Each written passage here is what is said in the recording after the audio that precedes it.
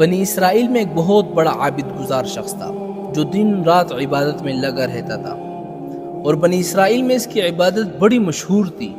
لوگ دور دور سے اس کے پاس آیا کرتے تھے اور ان سے دم درود دعائیں کراتے تھے۔ اس طرح اس کو عوام کے اندر بڑی مقبولیت حاصل تھی۔ تو اس بزرگ کے پاس 2 بھائی بھی آیا کرتے تھے، اور ان دونوں بھائیوں کی ایک کنواری بہن تھی، اور ان کے ماں باپ وغیرہ دوسرے رشتہ دار کوئی بھی نہیں تھے، بس یہ 3 افراد تھے۔ ایک مرتبہ ان دونوں بھائیوں کو کسی دور دراز سفر پر جانا ہو گیا۔ اب ان دونوں کو یہ فکر ہونے لگی کہ اپنی بہن کو کس کے پاس چھوڑ کر جائیں۔ کوئی رشتہ دار یا معتبر آدمی نہیں ہے جس کے پاس ہم اپنی بہن کو چھوڑ کر جائیں۔ اسی فکر اور پریشانی میں تھے کہ ان کو خیال آ گیا کہ یہ عابد اور بزرگ شخص جو ہے، اس سے زیادہ قابل اعتماد آدمی کون ہو سکتا ہے، بس ان کے پاس چھوڑ دیتے ہیں۔ وہ دونوں بھائی ان بزرگ کے پاس گئے اور جا کر درخواست کی کہ ہم ایک سفر پر جا رہے ہیں اور جانا بھی ضروری ہے، اور اس بہن کو ہم اکیلا نہیں چھوڑ سکتے، اور نہ ہم اس کو سفر میں ساتھ لے کے جا سکتے ہیں، اس لیے ہم اس کو آپ کے پاس چھوڑ کر جانا چاہتے ہیں۔ پہلے تو بزرگ نے صاف صاف منع کر دیا، لیکن جب ان دونوں بھائیوں نے بہت زیادہ اصرار کیا تو بزرگ نے کہا چلو ٹھیک ہے، اچھا اس کو خانقاہ کے فلاں کمرے میں چھوڑ دو، میں اس کے کھانے پینے کے انتظام کر دوں گا۔ وہ دونوں بھائی اپنی بہن کو اس کے پاس چھوڑ کر سفر پر روانہ ہو گئے۔ اب وہ بہن خانقاہ کے کمرے میں رہنے لگی۔ یہ عابد اس کو کھانا بھجوا دیتا تھا اور پھر خالی برتن واپس منگوا دیا کرتا تھا۔ اب شیطان نے اس عابد گزار کے دل میں ایک خیال ڈال دیا۔ خیال کیا تھا کہ یہ دونوں بھائی تمہارے خاص مریدوں میں سے ہیں اور ان کی یہ ایک بہن ہے، اب تم اس کو اس طرح کھانا بھجوا دیتے ہو، یہ تو مناسب نہیں ہے، کبھی کبھی تم بھی خود جا کر دے دیا کرو۔ تو اب کبھی کبھی یہ عابد گزار شخص خود جا کر کھانا پہنچا دیا کرتا تھا، لیکن کھانا دینے کا طریقہ ان کا یہ تھا کہ باہر دروازے کے پاس کھانا رکھ دیا اور اس کی بہن نے اندر سے ہاتھ بڑھا کر کھانا اٹھا لیا، اور کھانے سے فارغ ہونے کے بعد برتن باہر رکھ دیے اور یہ بزرگ اٹھا کر برتن لے آتے۔ اب دیکھیں شیطان نے گناہ کرانے کے لیے پہلا خیال دل میں ڈال دیا۔ اگر وہ عابد اسی موقع پر اپنے آپ کو بچا لیتا تو آئندہ کے مراحل میں بھی اس کے لیے بچنا آسان ہو جاتا، لیکن وہ عابد اسی پہلے مرحلے میں اپنے آپ کو نہ بچا سکا۔ اب شیطان نے اس کے دل میں دوسرا خیال ڈال دیا کہ یہ کیا تم نے اس کو قیدی بنایا ہوا ہے کہ بس کھانا رکھ دیا اور آ گئے، پھر برتن لے کے واپس آ گئے؟ یہ بھی کوئی طریقہ ہے؟ آخر وہ بھی انسان ہے، اس کا کوئی بھائی نہیں، کوئی بہن نہیں، کوئی ماں نہیں، کوئی باپ نہیں۔ کبھی کھانا پہنچانے کے ساتھ اس کو سلام بھی کرنا چاہیے، خیر خیریت پوچھ لینی چاہیے۔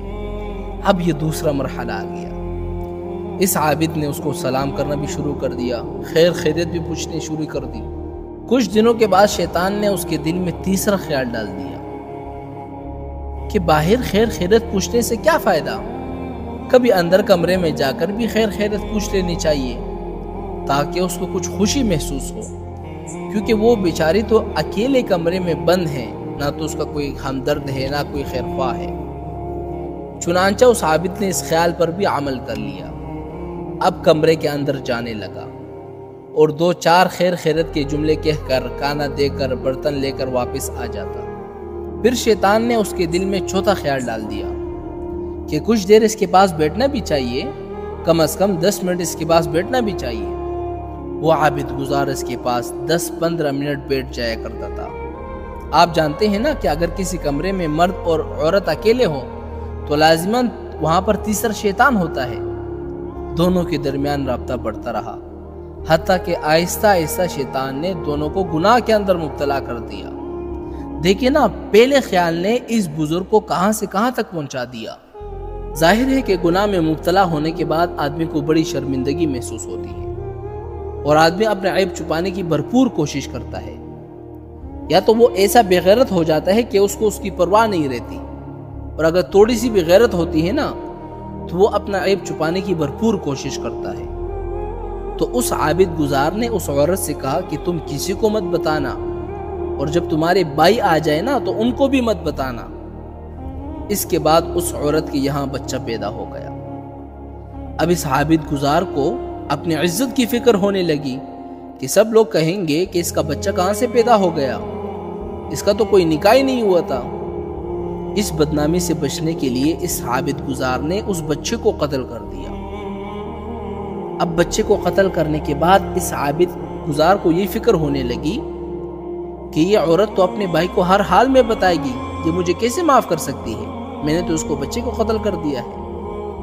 اب شیطان نے اس کے دل میں یہ خیال ڈال دیا کہ اس عورت کو بھی قتل کر دو، نہ بچہ رہے گا نہ اس کی ماں رہے گی، اور جب اس کے بھائی واپس آ جائے تو بتا دوں گا کہ تمہاری بہن کا انتقال ہو گیا تھا۔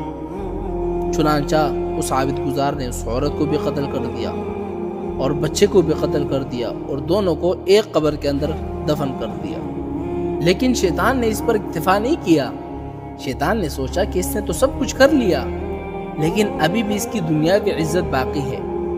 لہٰذا جب اس عورت کے دونوں بھائی سفر سے واپس آئے، وہ دونوں اس عابد گزار سے اور اپنی بہن سے ملنے کے لیے آئے، اور عابد گزار سے ان کی ملاقات ہوئی اور اپنی بہن کے بارے میں پوچھا، تو اس عابد گزار نے بتایا کہ تمہاری بہن کا تو انتقال ہو گیا ہے۔ اس عابد گزار نے جھوٹ بھی بول دیا۔ اس طرح شیطان نے اسے ایک اور گناہ بھی کرا دیا۔ وہ دونوں بھائی اس پر اعتماد کر کے اپنی بہن کو اس کے پاس چھوڑ کر گئے تھے، اس لیے ان دونوں بھائیوں نے اس بات پر یقین کر لیا کہ ہاں اس کا انتقال ہو گیا ہوگا، زندگی اور موت کا کیا بھروسہ، وہ تو اللہ کے ہاتھوں میں ہے۔ لیکن شیطان کہاں پیچھا چھوڑنے والا تھا۔ اس نے سوچا کہ میں نے اس عابد گزار سے سارے کام کرا کے اس کی آخرت تو تباہ کر دی ہے، مگر دنیاوی عزت اور احترام ابھی بھی باقی ہے۔ لہٰذا اس نے اس پر اتفاق نہیں کیا، بلکہ وہ شیطان ان دونوں بھائیوں کے خواب میں آ کر ان سے پوچھا کہ تمہاری بہن کہاں ہے۔ انہوں نے کہا کہ اس کا تو انتقال ہو گیا ہے۔ شیطان نے کہا کیسے انتقال ہو گیا ہے، اس کا انتقال نہیں ہوا، بلکہ اس عابد گزار نے اس کو قتل کیا ہے۔ یاد رکھے کہ شیطانی خواب بھی ہوتے ہیں، رحمانی خواب بھی ہوتے ہیں اور نفسانی خواب بھی ہوتے ہیں۔ یہ شیطانی خواب تھا۔ خواب میں شیطان نے ان دونوں بھائیوں سے کہا کہ تم جا کر تحقیق کرو، عابد نے تمہاری بہن کو قتل کیا ہے، اس کا انتقال نہیں ہوا، اس عابد نے تم سے جھوٹ بولا ہے۔ اس خواب کے نتیجے میں ان کو شبہ ہو گیا۔ ان دونوں نے تحقیق کے لیے مشورہ کیا کہ قبر کھود کر ہمیں تحقیق کر لینی چاہیے، اس میں کیا حرج ہے، ہمارا شبہ دور ہو جائے گا۔ اب جب قبر کھود کر دیکھی تو پتہ چلا بہن کو بھی قتل کیا گیا ہے اور بچے کو بھی قتل کیا گیا ہے۔ یہ بچہ اس سے بدکاری کے نتیجے میں پیدا ہوا ہوگا۔ اب دونوں بھائیوں نے جا کر عابد گزار کو پکڑ لیا۔ حقیقت میں وہ قاتل تھا ہی، اس نے جرم کا اقرار کر لیا کہ ہاں مجھ سے غلطی ہوئی۔ بس ان دونوں بھائی کو غصہ آ گیا۔ ان دونوں نے عابد گزار کو پکڑ کر اس کے پیروں میں رسی باندھ دی اور اس کا منہ کالا کیا، اور پورے شہر میں سڑکوں پر اس کو گھسیٹا تاکہ لوگ اس کا منظر دیکھیں، اور اس طرح اس کو ذلیل کر دیا۔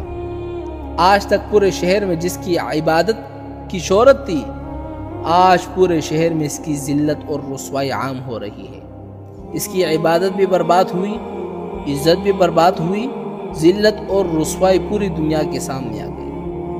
اب دیکھیں نا، شیطان نے سب سے پہلے اس عابد کے پاس آ کر یہ نہیں کہا کہ تو یہ گناہ کر لے، اور نہ ہی شیطان کسی سے ہی کہتا ہے کہ تم نماز مت پڑھو یا رشوت لو یا سود کھاؤ، بلکہ وہ شیطان پہلے مختلف گناہوں کے وسوسے دل میں خیالات ڈالتا ہے، اور پھر آہستہ آہستہ انسان ان خیالات کو قبول کر لیتا ہے اور ان پر عمل کرتا رہتا ہے۔